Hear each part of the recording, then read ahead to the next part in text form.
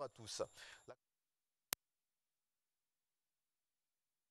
Axée sur la politique en Côte d'Ivoire est largement évoquée par plusieurs rédactions nationales. Si j'ai fraudé en 2018, c'est que le PDCI fraude depuis 1995, déclare le ministre Kobena Kwasi Adjoumani à la une du journal L'Intelligent d'Abidjan.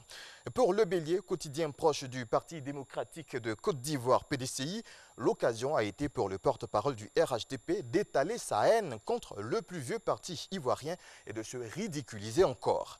Pour le jour plus, le PDCI doit assumer les conséquences de ses choix. Je vais un jour délivrer mon papa Bédier.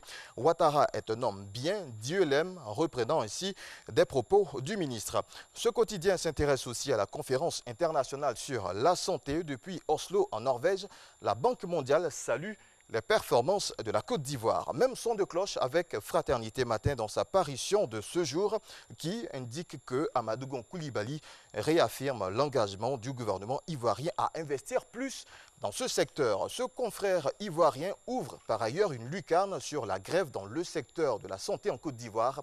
L'appel à la raison de la tutelle titre ce quotidien pro-gouvernemental ivoirien. L'actualité politique sur le continent est dominée par le premier tour de l'élection présidentielle à Madagascar ce mercredi 7 novembre 2018. Trois anciens chefs de l'État font figure de favoris dans cette élection sur la Grande Île.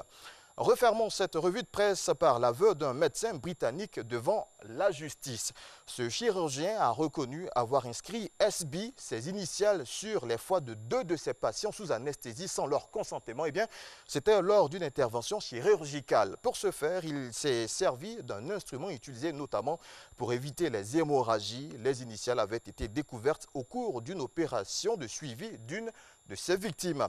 C'était notre clin d'œil aux différentes rédactions d'ici et d'ailleurs. Merci de l'avoir suivi et à demain. Merci beaucoup.